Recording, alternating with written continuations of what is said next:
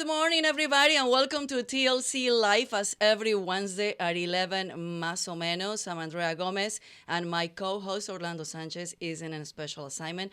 That's why today I have the pleasure and honor to be with Cindy Garza. She is a former NBC reporter, and also Frank Agraz, former ABC reporter in Houston, but also 13 years of experience, and now he is a lawyer. And well, thank you very much. Thank you so much, both of you, to be with me today and filling out for Orlando Sanchez. Glad to be here. Yeah, glad to be here. Great topics today that we're discussing. Great topic. So, three former reporters, anchors, three former.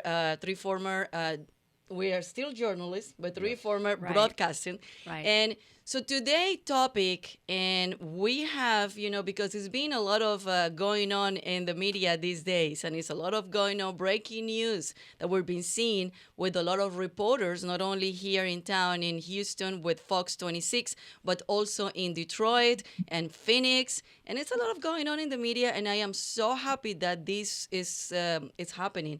So the topic today is, can we trust the modern media? And probably many of you guys are so tired of seeing what is going on in the media, not only in English, but also in Spanish. I'm a former reporter and anchor of Univision. And I remember back in that time, even though that it was not like these days, still many things going on. And we were talking off the air with you, Cindy, what is going on, especially in the media these days. And saying that, we're going to play some videos from some reporters today that is being, breaking the news all over the country because they got tired. Right. Simple, they got tired of have a script and having an agenda from their corporates, and they said enough is enough, and they said it on the air, and they also now join, and they're supported by Project Veritas, that we're going to have one of the representatives. So let's play Ivory Hecker, Fox 26 former reporter, because she was fired. Reporting. Well, basically, they're tired of the censorship. Is the media really telling the truth? Is there an agenda? Is there propaganda that they're trying to push? And are we, as reporters and journalists, are we going to do what they say, or are we going to be telling the truth and reporting what's the truth? And I think Ivory Hecker from Fox 26 News finally just got tired of being told what to report instead of what she thought was real news. And here's a clip of what happened on the air just a couple of weeks ago. 26 reporter Ivory Hecker is live in Montgomery County. Thanks, guys. That's right. Before we get to that story, I want to let you, the viewers, know that Fox Corp has been muzzling me to keep certain information from you, the viewers. And from what I'm gathering, I am not the only reporter being subjected to this. I am going to be releasing some recordings about what goes on behind the scenes at Fox because it applies to you, the viewers. I found a nonprofit journalism group called Project Veritas. So, Ivory, what just happened? They send a reporter out there.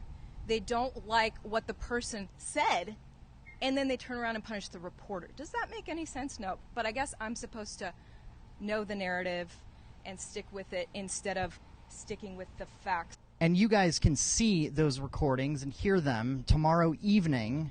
Ivory Hecker, our latest profile in Courage, and Courage is contagious. So if you're out there and you're a real journalist, reach out to Veritas Tips at protonmail.com.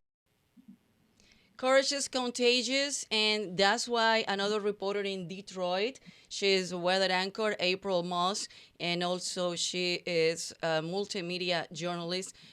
She got contagious. Yeah, obviously she heard what was going on, and you know what? She decided to do something about it as well. And live on TV, here's her clip of what she did. Good evening, and thanks for watching First Forecast. I'm meteorologist April Moss, and happy Father's Day. Today we saw temperatures above normal again, topping out at 85 degrees at Metro Airport. Plenty of sunshine today, but all good things must come to an end, and that starts as early as tomorrow morning with showers moving in around 8 a.m. And speaking of a brand new week, I will be sitting down this week with Project Veritas to discuss the discrimination that CBS is enforcing upon its employees. Tune in to Project Veritas for my full story. Now, later Monday, we will see those showers continuing through late morning, but by evening, we'll see dry conditions and more comfortable temperatures as well. Wow. Wow. They both of them, they Right. start with the story, then introduce in the middle Project Veritas, and they expose themselves, and then like back to the story like nothing happened. Right. Well, you know what's funny is that she didn't miss a beat. Right. No. And I can't believe the Not bad. director and the producer weren't Well, cutting them off. yeah, they were while like saying this. Where's because that it was button? like, what is going on? What is Yeah, going yeah, on? because that's not scripted. Oh my gosh, she's not supposed to be saying that. What the heck is going on here? So that's why I'm surprised that that actually aired. Yeah. Different story. But why they were going to Project Veritas?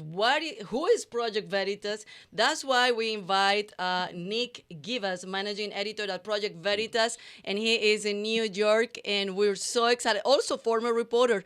Nick, welcome to TLC Live. Thank you so much for taking your time, and thank you so much for everything that you guys are doing. In journalism and trying to calm down this crisis and expose corruption. So welcome to TLC Live. It's great to be here. Thank you for having me. Okay, so Nick, first of all, tell us a little bit about your background, and then tell us a little bit of what is Project Veritas. Sure. I worked in politics and didn't like how dirty it was, so I decided to write about them instead. And I interned and was a reporter at the Daily Caller in Washington, D.C. I later moved on to be a digital reporter at foxnews.com. And it just eventually came time to move on. I wanted to do real journalism. Things were starting to slip, and I joined Project Veritas as the managing editor about 3-4 months ago. And we've been muckraking here happily ever since. So Project Veritas started in 2010, even though you just joined Project Veritas 3-4 months ago, as you just mentioned. So tell us about the founder and how Project Veritas started. James O'Keefe is our founder and CEO. He's a definitely celebrity of note in a lot of circles. And James is famous most for his Acorn piece that actually was back in 2009. And then he went and started Project Veritas officially. He's covered so many stories that were just left on the table by the media. They refused to look at the facts or look at the truth because it conflicted with their narrative. And James was never afraid to do that. And he built, in essence, an army of whistleblowers, insiders, people with conscience in media, in big tech, in private sectors, public sectors. And we continue to fight corruption, lies, fraud, and waste everywhere we find it. So, I know you're very young, Nick, but we have here Frank. You were, you say that you're the dinosaur in the media, and we have, Cindy and I. Well, we are pretty much the same age, so from the same era of the news. Right. So we have like 3 different generations in the news. So I want to hear a little bit from you, Frank, to feed Nick of what was before being a journalist and in broadcasting. Prior, as far as journalism, I worked my way through college, learning the ropes, starting in a small radio station in Laredo, Texas, and I won't go into all that stuff. But eventually I ended up in Chicago as hired by one of the ABC O&O stations, WLS Television, 3 years working with many professional people, and then went on to Radio Network News in New York. And then came down to Houston and to be an anchor in the morning and then reporter. All right. Do you remember any of this? I'm sorry to interrupt, but do you remember any of this going on back in the day when you were in TV? Because you were in TV in the 70s and 80s, correct? Yes. Okay. Do you think there was ever a time where producers or news directors were telling you what to say or perhaps what to report? I only ran into that here in Houston, which I'll be happy to share that in a brief way of a story that I covered, the Iranians and such that were protesting back then with a mask. The way I covered it, I was told that's not how you covered it. You have to do it this way. Show the violence, show this, show that, as opposed to why are they doing it? And so but in Chicago, it was more of a self-selective group that I started to notice. That's one of the reasons I started to try to fade away from working in broadcast. I keep saying reason number 375 one of the reasons that I left. Right. So this is not a new problem, obviously, which is why Project Veritas was created, because they did get tired of the corruption, the cheating, and the lying and the deceit, not only with the government, but with TV as well and broadcasting. Let me ask you, Nick, how did you hear of Ivory Hecker, and did she get in touch with you? And tell us kind of what happened after that. Yes, she came forward to us. She was very concerned that parts of her stories were being suppressed, that double standards are being enacted, and that basically corporate interests and a corporate agenda were being put before the truth, and that viewers weren't being informed of those conflicts. And she was not told to go after stories for the audience or for the truth or for just the ideals of journalism, but rather to please the station general manager, to please the CEO, and to please Fox. So she hooked up with our insider team, shared some information, some documents with us, and we told her story. And she went on air and announced that she would be sitting down with us, and it cost her her job. So that was the long and short of it, and we thought that it was newsworthy enough to go forward with it, and especially considering that there were so many issues that her local affiliate, Fox 26, took issue with. And yet they addressed none of them in their statement to us when the story finally came out. She mentioned two things, and I think that's that one of the most things that people are tired of, the corruption and hearing or lies and manipulation. She said COVID-19 and the presidential elections. Yes, among other things, there were financial stories that were being judged on racial bases. I mean, there were many different, very disturbing things that came out of the information Ivory gave us. But I still think that the main crux of it, in addition to the hydroxychloroquine suppression of her stories based on that, but the fact that they would admit that the audience didn't matter, that the people that tuned in, that watched the advertisers, that are a part of that community, they could care less what those people think, what they need, what information would serve them best. And that's not just sickening, it's scary. Well, and she has recordings, and in fact, I think she aired them on her page, recordings of the news director, general manager, basically telling her not to report on hydrochloroquine. Yes, and shaming her, saying she failed as a reporter. And it's very interesting to hear what people say when they don't know that a camera is rolling. Oh, my gosh. Well, Nick, definitely. Well, you're younger than us, and you were more of the social media era more than us. I mean, we're just like start learning with all of these things, but you guys pretty much were born with technology and things like that. So she was also mentioning about her being censored in her own social media. It was like not only was on the air, but also on the social media.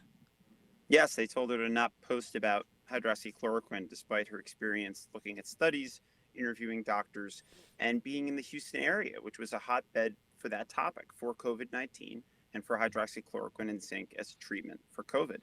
And Ivory thought that by investigating that and by telling the public the pros and cons of that treatment possibility, that she was doing her job. The network, because of the political issues surrounding the drug hydroxychloroquine, decided that was not her job. And her job was to play it safe and please sponsors and corporate interests. And that's how the story came to be. Well, my personal story, I took hydroxychloroquine for my COVID. I had two different doctors. One prescribed me a Z-Pak and an inhaler, and the other one prescribed me hydroxychloroquine. They threw the kitchen sink at me. I was fine in 2 weeks. So I think that is a huge deal, and I don't think that Fox or anyone should ever forbid a reporter to question. We're the ones out on the streets. We're the ones getting the story. And I remember back in the day when I was in TV, a producer would tell me, hey, can you go get the story? This is the angle. This is what we think the angle is. And I'd come back and I'd say, not exactly what we thought it was. This is what the story really is.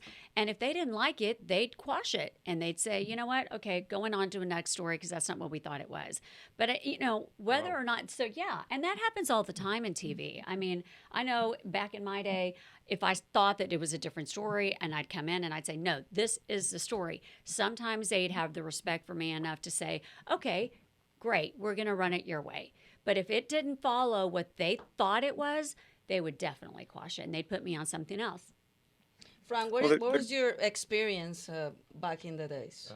Well, there were several. I don't know if I really need to get too much into it because it's long gone. But the experience was it was different in Chicago, where you ladies are very familiar with this. In Houston, when I first got here, it wasn't that way. We're stars. So in Chicago, I was asked to be MC for this, MC for that. I was all Hispanic man in all of Chicago and all the newspapers and things like that. I certainly didn't want that. I mean, the ego feast that one gets into when you're on TV. So you do attract viewership. People recognize you for who you are.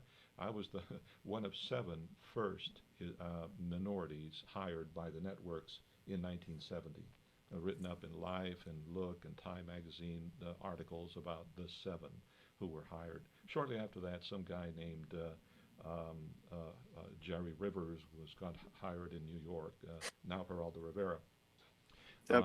So during that time period, that's the time period I'm speaking of. So they kind of let me have a free rein, but I started noticing something, and I don't know if we're going to bring this in probably later.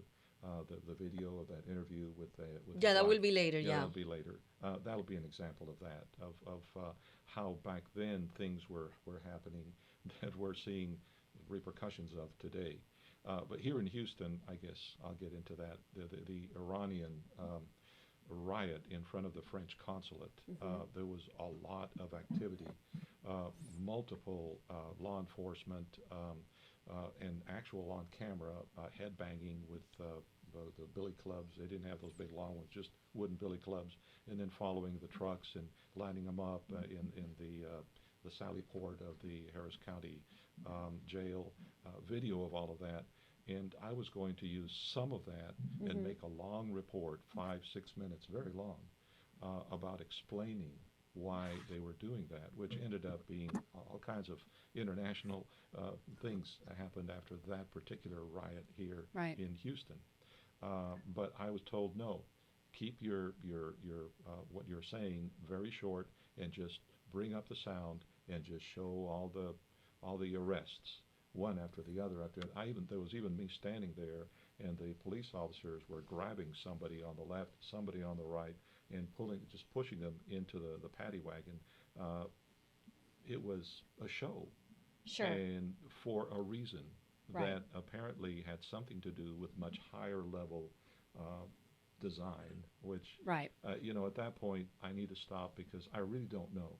It just like it was this is good news. This is like all that headbanging. This will give us ratings. Well, and that goes along to show all the rioting that's been going on with everything. They want to see looting. They want to see corruption. They want to see these people running into the Walmarts and stealing everything. And they want to see you covering a tornado or a hurricane. And we want you to be in waist-deep water and go find it. And, even though it's involvement is what it was called back it then. always happened. To me, it always happened. It was like, go find high deep water, get in it, regardless if there's fire ants or gators or snakes or whatever, we would get in water and we would report stories. Or the squat down by the ship channel. That's get in a bayou. So what is going on, Nick, in journalists these days? I think that ego and money have taken over the truth, and I think that reporters and anchors and producers that were once responsible, as you mentioned, for safeguarding the truth and giving people the news have become corrupted. And it's all about them, or it's all about an agenda. The truth, there is no agenda. It's either the truth or it's not. It's either a lie or it's a fact. And that's become irrelevant. It's about entertainment. It's about ratings. It's about clicks. And what I find even more disturbing and unprofessional are the journalists that do these things and yet pretend to be old school journalists. It's not the people doing it out and about out loud that you have to worry about. It's the people that have respect as legitimate journalists who are nothing anywhere close to that once the camera turns off. Now, the question is, do you as an audience want someone who is real when the camera turns off, or do you want someone to put on a face for you for an hour? Right. I used to call DC the Hollywood of the East Coast. People call New York the Hollywood of the East Coast, but I like to call DC that because everyone wears makeup and reads off a script. And it's true. It's sad, but what's happening with media today is it's collapsing in on itself. And it sets so many impossible standards, and it everything is a headline, ping, update, it's 80 degrees today. And you're expecting some world-shattering news, and it's just, a squirrel on water skis. People are sick of it. They're tired of it. And with the internet, why in the world would you turn on cable? You have so many other options. You have Project Veritas. You have YouTube. You want to watch that squirrel water ski? You can watch 10 videos. You don't need to watch local news for that fluff. So what's happened is they've lost their way, and it's imploding. What about voter fraud? Can you give us a little bit about that? I know that during the election, there were so many people who wanted to come out and talk about voter fraud. I know there was one senator friend of mine, actually, Brian King from Arkansas, former senator, who had proof and on camera himself had several people telling them that they had voted and they didn't have their name, or it showed when they went in that they had already voted. And the media didn't cover it. No, they didn't. And I can't talk about ongoing investigations as far as Project Veritas is concerned, but in the past, publicly, we have investigated voter fraud. People have been arrested as a result of our investigations into voter fraud. And the law is the law. It's something that needs to be investigated. It needs to be talked about because, in my opinion, there are few things less sacred than not only someone's vote, but taking away someone's vote and adding that to your preferred candidate's tally. That's egregious. And the fact that people walk in and out and do it every day should concern every single American, no matter what party you're from. I'm going to play a little bit of the clip of the interview that April Moss was with James O'Keefe. And this is, so sad. And she talks with her heart in saying, this country, it's falling apart. Right. So what changed? Like what changed? Have you not seen, Dennis, have you not seen the direction this country?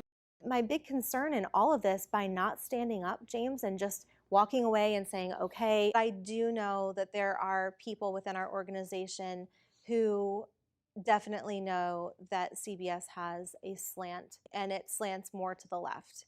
And, anybody who's awake right now knows that. And this is why I feel like we're in the problematic time in our country's history that we're at, is that no longer is true journalism being executed anymore. I'm watching our whole country get frustrated with journalism today and the media today because they're seeing that this is not, it's not truth what they're always putting out. We have one of those stories that Project Veritas actually witnessed here in Michigan. You're at one of your affiliates here. This was B-roll this was not a real COVID testing site. You're telling me you're 100% certain that CBS News Corporation, National, staged a fake event. They faked the news, they faked the reality, and broadcasted that to all of their audience last Friday on CBS This Morning. 100%, absolutely. Apparently, the news crew wanted more people in the line because they knew it was scheduled. Well, we knew they were coming. We had no clue that we were going to have to, do fake patients. Gotcha. And did she tell you guys, hey, you're not actually getting tested? Yeah. Okay. Yeah, she did. Just to make it look busy. What a shame. What a shame. It is unbelievable what is going on in the media today. It's an staging, and I'm going to tell you something, Nick, and I want to know if you can comment on that. I don't know if anybody from the Spanish media is been coming to Project Veritas, because I was a main anchor and reporter for 15 years at Univision. And I also got tired of the BS, even though before it wasn't that bad as these days. But I remember my producer's assignment or news director telling me, go and look for Panchita, Maria, Pedro, profiling the Latinos in this country to go and work on the stories. It was like a Latina cannot look like Cindy, like a blonde and white. A Latina cannot look like me and be educated and have a degrees. It's like go and look for the construction worker, go and look for the illegal immigrant. And that was like profiling in their own Spanish station. So I wanted you give me a sense of in your organization if they have somebody that come forward in the Spanish media.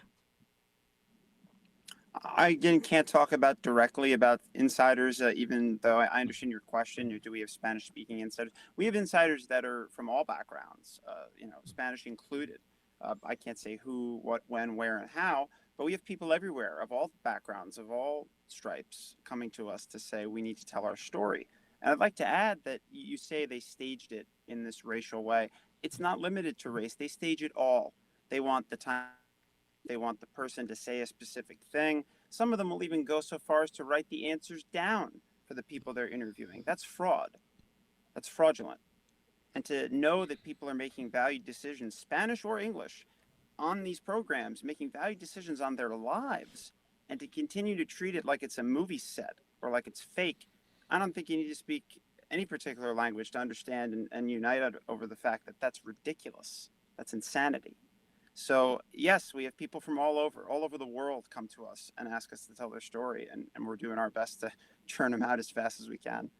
Nick, I know we're limited with your time, but I have a last question for you, and that is, where do you see the future of television, and where do you see the future of media?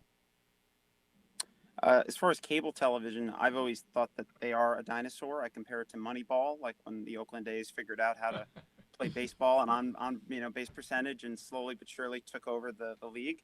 So that's what's going to happen. Cable's going to die. The word dinosaur was mentioned off camera. It's not inaccurate. Streaming services are where it's at. It's where it's going to be for a while. Now, where does media go from there? I think it's in a downward spiral. Does that mean you can't get out of it? No. A downward spiral is always possible to pull the e-brake and come out of it. And you never know. We may recover. But it is very corrupted. It is very egotistical. And it doesn't ask the big questions. It doesn't ask the big questions about life and death. It doesn't ask the big questions about why we're here. And it doesn't ask questions about the good news. Where's the good? There is good out there. The world is not just doom and gloom. So my hope for the future of media is that we focus on the positive. Nick, please tell us if any reporter that is watching this show, probably now live or later when it's already recorded, if any reporter or any journalist wants to come forward and what they need to do and how to reach out to Project Veritas. They can send us an email at Veritas Tips, that's Veritas TIPS at protonmail.com, protonmail.com. They send us an email there with information. There's a series of boxes they can check through the website, or they can just send us a direct email with information about what they've seen, whether they're willing to go on record or not, whether they're willing to drop us a tip, what it's about, who it's about. And we will investigate to the best of our ability and resources. We look at every email, even if we don't follow up on all of them. We do our best, especially when the story is real. So please, I encourage everyone and anyone to come forward and help put this world back together. And we can tell them, like, we saw recordings from Ivory and we saw recordings from April. They were recording their conversation with their managers and their bosses and the bosses. So that's something that you guys recommend also to get an investigation? You have to be careful and make sure that the state that you're in is a one-party consent state, right. Meaning that one party of the person in the conversation, as long as one person, you, the recorder, is willing to consent, you can record the conversation. Now, other states have two-party consent laws, which means you have to ask the subject whether or not you can record it. So I would say, based on state law, do what your conscience tells you to do. And if not, then begin through the normal channels. Begin by raising the issue simply as, this is wrong. That's how we used to do it before cell phone cameras. So start there. And then if you're able to record the person and you feel like you're only going to get the truth that way, make sure you're doing it legally. Yeah, because I hear also in the interviews with Ivory and April that they were saying that before they took this big step, they were going to every single way, all the steps, all the legal steps, first of all with the producers, then with the news director, then with the GM, then like all the way to corporate, and nothing happened. It usually doesn't, especially when it's something that's extremely true. The more true it is, the worse it gets, I believe is a quote from the film The Insider. James loves that movie, as do I, so we like to quote it a lot. So it's really like the more truth you feed that machine in media, the HRs, the proper channels, the more they're going to shy away. And then in the end, when they're forced to confront their own words, they give us a cookie cutter statement that means nothing and has no accountability. So I'm not surprised that nothing happened, but I'm proud of them for doing it, because I saw the HR machine at various media companies. They are like brick walls, and it's designed that way on purpose. Well, Nick, thank you so much. We went over. We took a little bit more of your time. That I know you have to go to a meeting. So thank you so much for your time. Thank you so much for everything that you guys are doing. And definitely stay tuned with Project Veritas, everything that they're doing, because I know it's going to be a domino effect with more reporters hopefully coming up and, saying the truth and stick with journalists. Thank you so much. We hope so. We got more topics coming too, not just journalism. So stay tuned. Thank you for having me. Okay. Thanks. Thanks, Nick. Appreciate it. Wow, that was amazing. Amazing. Yeah. What is your thoughts, Frank? Okay. I have several, and I'll try to keep it short. Yeah. Because we're short on time. One is the movie Network that came out back in the early 70s. If anyone has not seen it, they should, because back then when it came out, it was exactly what's happening now. Networks and TV stations staging items, and that's all you need to know about that movie. Some people love it, some people hate it, but it was like, it had us aghast. This can never happen. And then two, the other is there's two videos that I provided for you if you feel now's the time. Yeah. One of them is, this has been a long time coming, and before we watch that video, I need to let you know in 70, 71, when I got there, it was a totally different perspective of the news. ABC Network, this is the world of where Saul Alinsky, that creator of the let's take over Dean's office and go sit down, first say we're going to have a peaceful talk, but then invade and then call the media and so forth. One-page ad, several weeks in the Chicago Sun-Times and in the Tribune. They actually published this is what the people who demonstrate want us to see, and it's a close-up shot of folks. Okay, this was staged, but for an ad, and then they took a camera from way up in one of the tall buildings, looking down at one of the plazas in Chicago, and you see this little teeny tiny circle of people, of the demonstrators, like there's nothing there. But if you focus in on that particular event, then it's like a major event, and then you give the impression that, and so ABC News at the time was saying, we will not let people manipulate us, in effect. They paid for Wow. this, okay? So this is interesting. In light of that, I guess we ought to see the complaint that one minority reporter had about the state of the main media, at least in Chicago. I don't know if this would be a good lead-in for that. So let's play one of the videos that you sent us, Frank, and this is very interesting to see, to go back in time. Yes, a blast from the past. Lou Palmer quit his job as columnist with the Chicago Daily News because he wasn't happy. The 51-year-old journalist now has his own newspaper, but he's still not happy. He calls his magazine-style tabloid the Black Express. He printed his first edition on May 19th, less than 2 weeks ago. On that same day, he was awarded the Chicago Newspaper Guild's highest honor, the Page One Award for Outstanding Service to Journalism. The plaque now hangs in his office, a symbol of his intellectual success. But the newspaper is something else. Because of his views, he has been having troubles with his printers. Last week's edition came out with black holes where copy was supposed to be because of a reluctant printer. Lou's small staff of 4 college students and 1 paid reporter will be increased by 1 on June 1st when Sun-Times columnist Ellis Coase joins the Black Express. The whole idea is to educate blacks. In his years as a journalist, he has learned that people with a skin color much lighter than his are not about to show black youngsters how to succeed. Lou has taken on the job. One of the basic components of the entire concept of the Black Express is to provide a medium for young black journalists, at least a few, can't handle too many, 3, 4, but to give them an opportunity to share in my experience. I've been a journalist now for 22, 23 years, and to have an outlet for their work, but even probably more important, to get a grasp of what it means to be a black journalist. Because I believe that a journalist must be black first and journalist second. In fact, I believe that about whatever the occupation, teacher, or doctor, or lawyer, or whatever.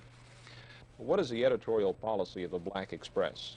The paper is broken down by categories. We have a page on education, for example, where we have serious black educators to dissect the public school system and talk about what's wrong with it. I'm talking about teachers who are in the schools and who know what the problems are. I take the position that blacks must teach blacks, because I do not believe that the oppressor will teach the oppressed the kinds of information he needs to free himself from the oppression. So, okay, yes. So interesting. Interesting that in 1971, 72, when I did this, I put the date on there. The idea, the concept in Chicago by minorities is that the media is overwhelmingly controlled by white, male, by the way they work, racist. It's all too conservative. We want to liberalize the media. Mm-hmm. It started in the 70s, and look where we are now.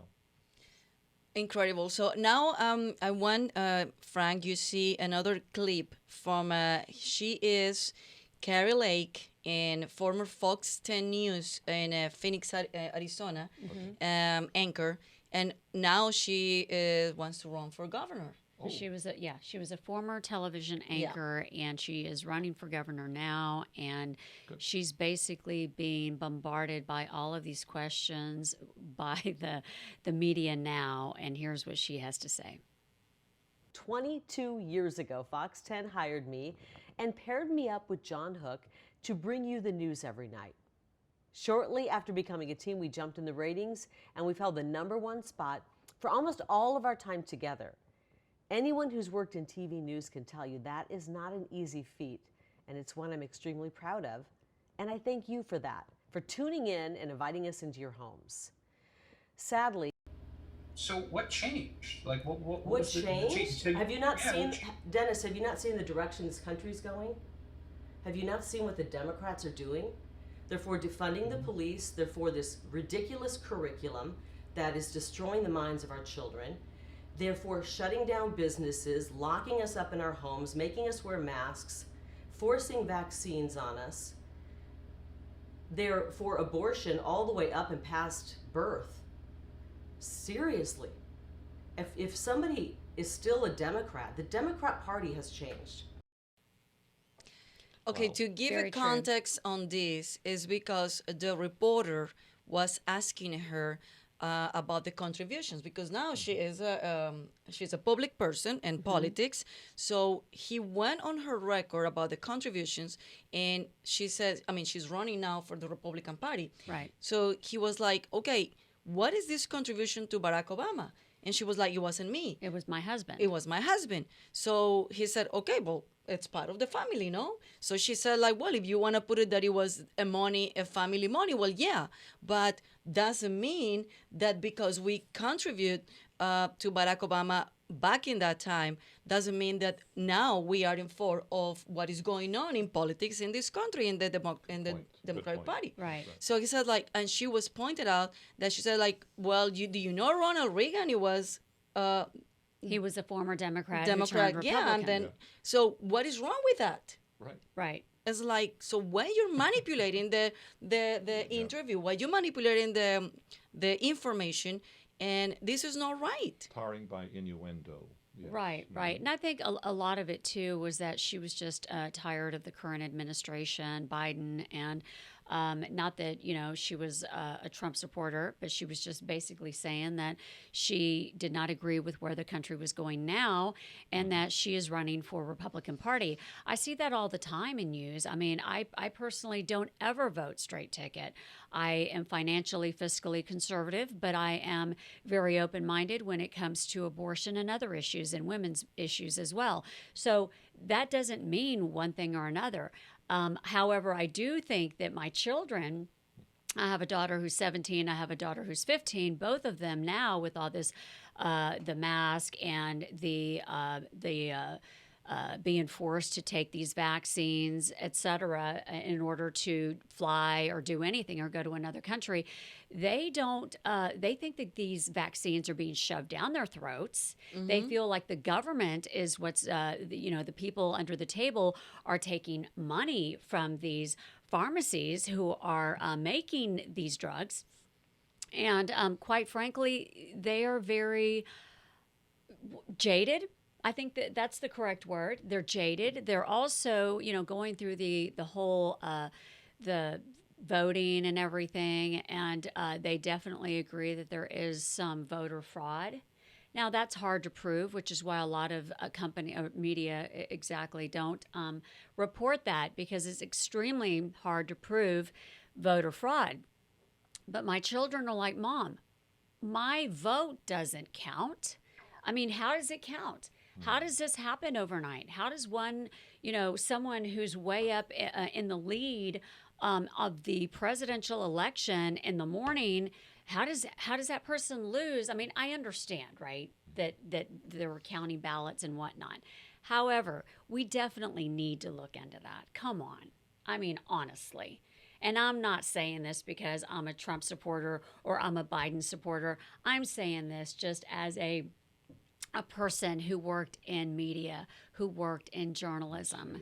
There's a lot of stuff going on, and all of us know it. And when are we going to wake up? When are we going to wake up? Well, apparently it's getting away. I mean, I'm glad that this is going on with Ivory, with April, with all these reporters, with Carrie. And I want to ask you something, Frank, that is very important for people to know, that something that Nick mentioned. Now you are an attorney, and he mentioned something very important, that you need to look at the law in your state for you to be able to record. I mean, Texas is one-way state, meaning that if you want to record somebody here in Texas, you don't have to let the other person know that you are recording it, so you can use it as evidence.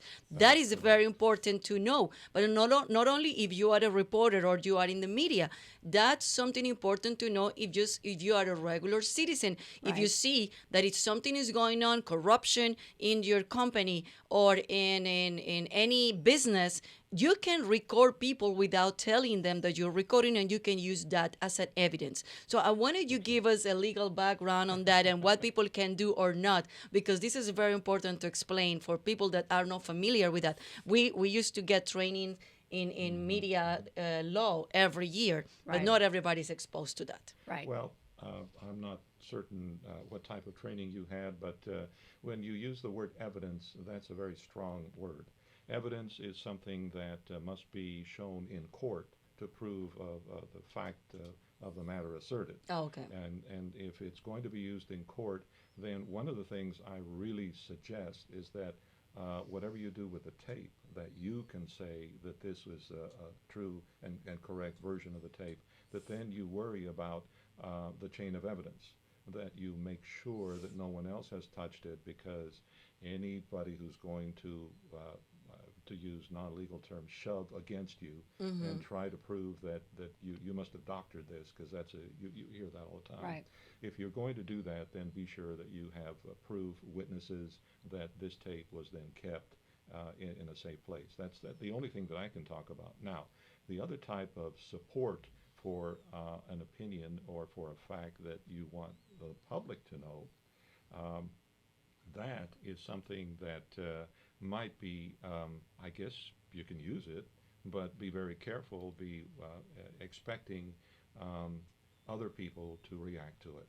And so then I would say, has nothing to do with what you recorded, is be sure to get your strategy and your answers ahead of time. In public affairs, when I worked for 6 years in a major corporation, there was always a Q&A that you prepared for the spokesman. And these are questions we expect to be asked. And so always have that. What would people likely say if I use this to accuse someone that they, and actually the fact that they said this, and here's the tape? Well, then what are they going to say in response? And be ready to respond to that. That's almost common sense. Right. But some people Right. might not think of that.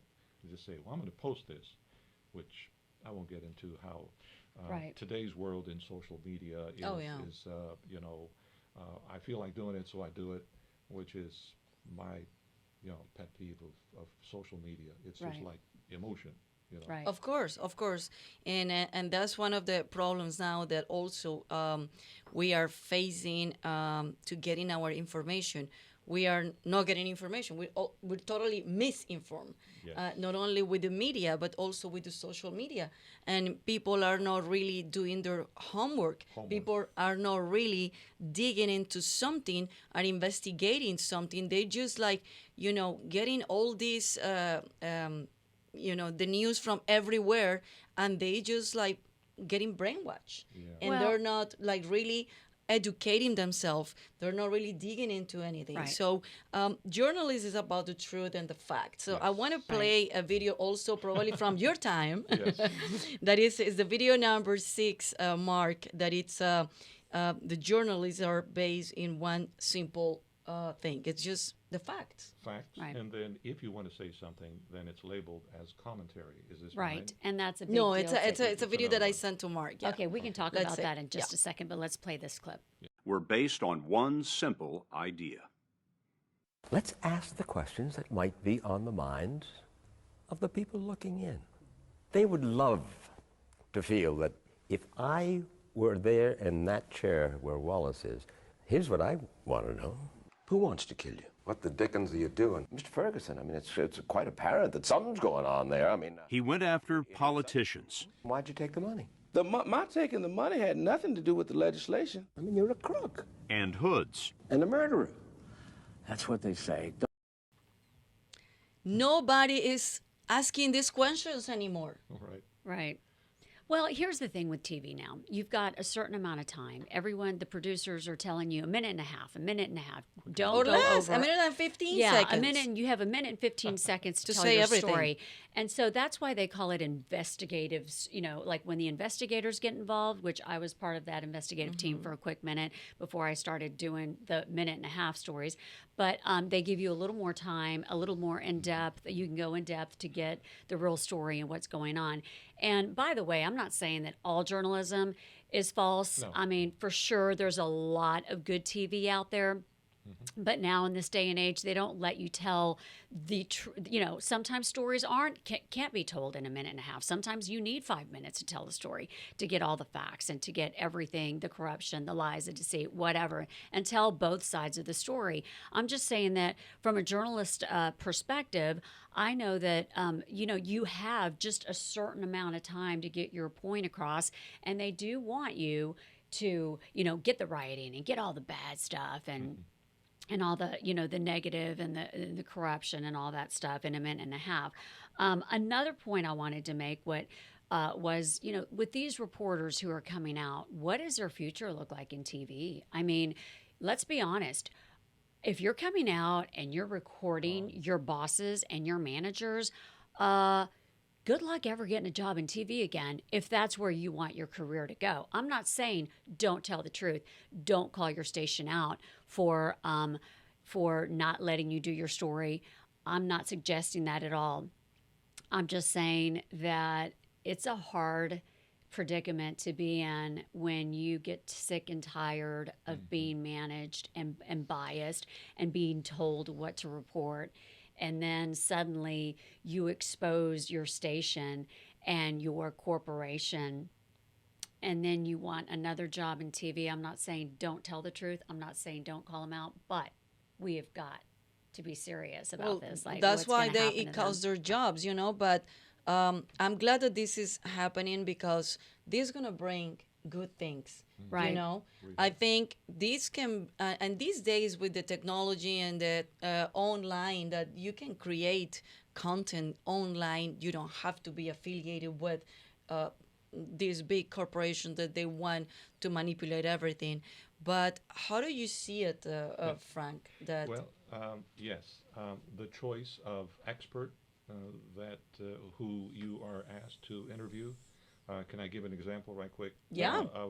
I heard an interview concerning this decision or either it's happening or will happen, of the U.S. Conference of Bishops deciding to do what, to tell politicians, anybody who is a Catholic, if you consistently and publicly espouse the positive nature of abortions, well, then you should not and will not be allowed to receive communion. And so the interview I heard of a Jesuit priest, thank you for Jesuits, who complained that, I don't understand why this happened. It's just a few conservative bishops who went against the liberals, and they took over the vote. Well, wait a minute. Oh, that's wrong there, right there. But then he said, because we know that communion is a coming together and a sharing. Well, wait a minute. A Catholic who says amen when he receives the host from a priest says, I believe this is the body and blood, soul and divinity of Jesus Christ. And that's what that is. So if you are receiving Jesus Christ on your tongue or in your hand, well, then that is not something where I'm doing this because I want to be kumbaya with my person who's standing next to me in church. It's me receiving Jesus Christ. And so if you truly believe that, then you are going to believe that life begins in natural birth and natural death.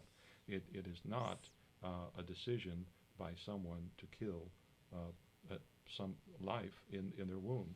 Anyway, that's me on the. Sorry for being. No, you're great. It's a choice do you want to read a comment? Yes, I want to read a comment. It's from Julie. I'll just leave it at that. I'd rather work at Sonic and have a clear conscience than be complicit in the lies and false narratives. So it would be worth it to expose the media, in my opinion.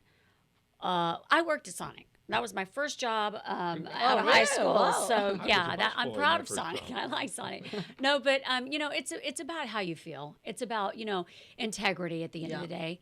It really is. It's about integrity, and it's about telling the truth, and it's about what you feel in your heart as a journalist, as a person who is actually talking to the victims or talking to whoever it is. It's about knowing their truth. And it's speaking their truth, and then at the end, how you see their truth, and that's our job in TV. That's everyone's job, is when you go on a story. And by the way, general managers, news directors, producers, directors, they don't know because they're not on the story. They're not on the field. They're not out in the field, and until you get out there, pull your bootstraps up and get out there in the mud and in the water and, go interview people.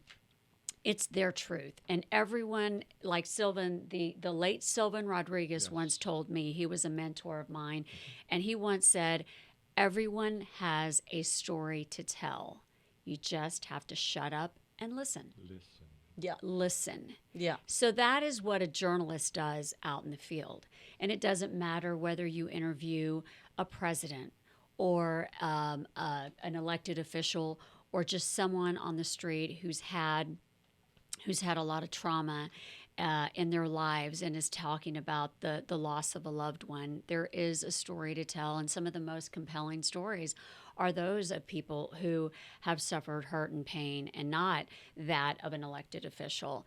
And I can go on and on about this, but and that's something that happened to Ivory when she interviewed the doctor about the COVID-19, right, about this treatment, right, and she came with the story. She came with the interview, and with facts, and their producers told her, no, you have to edit in the, because right, you can, even if you let the person talk, you can manipulate what you put it on TV. Right. So the sound bites that you manipulate that. So they told her, okay, this is what you can have, but you cannot have this interview talking about the hydroxychloroquine. Correct. Which I'm a big fan of, by the Yeah. way, even though it You treats can actually malaria. say Oh, I can say it It's your because opinion. it works. It's your That's opinion. my opinion. It's your opinion. Not necessarily Right. that you're telling people to do it. It's your No, opinion right. and it's your own experience.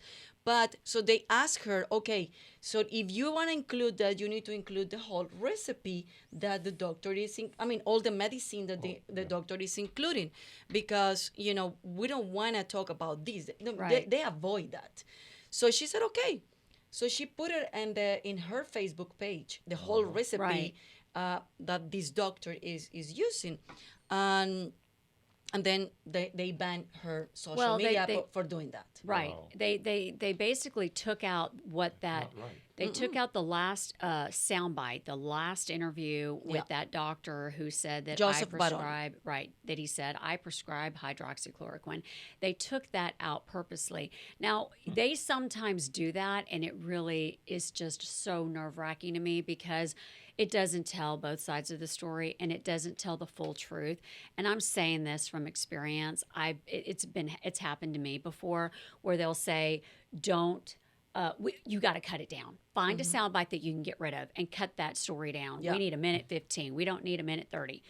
And you end up slicing it up to where it's not telling the full truth. Yeah. And a lot of people now, that's what they're fed up with in media, is that, oh my God, they cut out when I said this, and I said a lot more than that, and they only put the worst part of it, or they only put what they wanted to hear. I hate to say it, yeah, that does happen. That does happen. Let's see if Mark, we can play before we go off the air the April Moss when she said this is one of the greatest crime in America. And it's on the YouTube video on the 16 minute 33 seconds.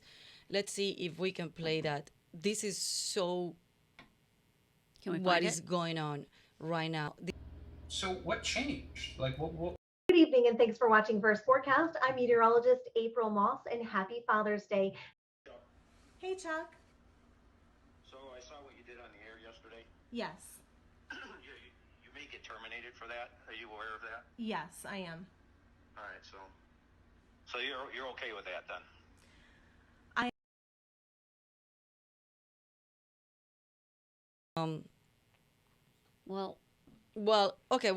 This is pretty much what she's saying. This is live one TV. of the greatest crime in America, because if we are shopping people's mind, we need to be seeking truth. And every single journalist who goes to school for journalism, the number one thing is integrity, honesty, and seeking truth. We are supposed to be the people to bring light to corruption. We are seeing electoral officials, and they are not being questioned, or they are getting easy questions. That's the problem. Absolutely. The media is responsible for that. That's what she said in the interview, and that is so true. They're not getting. Yeah, it's happening, and this is so sad. So, well, thank you so much, guys. We're we're running out of time now. It was a great show. Thank you so and much. share with the former journalist. No, Frank, it was amazing. Orlando, we miss you so much, and I know you're dying to be here to give your perspective in politics, and we miss you, of course. But thank you so much, everybody, for watching us. Thank you so much for stay tuned, and thank you so much, all the reporters out there that are not letting this corporate to manipulate their stories and they're violating the ethics in journalism. Right. So Project Veritas, thank you so much for what you guys are doing. And definitely we are in TLC, in Texas Latino Conservatives, we are supporting this new wave of journalists, like the real ones. Well, it's about being objective, not subjective, and it's about seeking the truth. And at the end of the day, if you can sleep with yourself at night, not doing and telling the truth, then, well, that's all on you. But seek the truth. That is what that job is all about. Yeah. Visit us at TexasLatinoConservatives.com, TexasLatinoConservatives.com, and become a member, be part of this big family that is growing and support our cause. And thank you so much, everybody, for watching us every Wednesday. I'll see you guys every Wednesday, like next Wednesday. Hopefully you can join me also, Cindy, Sure. because we're not going to come with Orlando next week. So hopefully you can be with us. And you're going to watch us? Yeah? You don't want to be co-host with me? No? It's, I've been around so long. You ladies, can I say that? Yes, we're ladies, female absolutely. ladies, and you are ladies. You're doing a wonderful job. Thank you so Orlando much. probably is Great. so jealous about you being next to us. Yeah. Well, Frank, thank you again for being with us, and thank you so much. And this is something that's, you know what, we need to talk about this a lot more. This is not just a one-day topic. We could talk about this for days, but anyway, I'm so glad that we covered it today. So glad for those who are listening in, and let journalists be journalists. Let them do their job. Yes. Stay tuned. Nos vemos el próximo miércoles. Chao, chao. Bye. Ciao.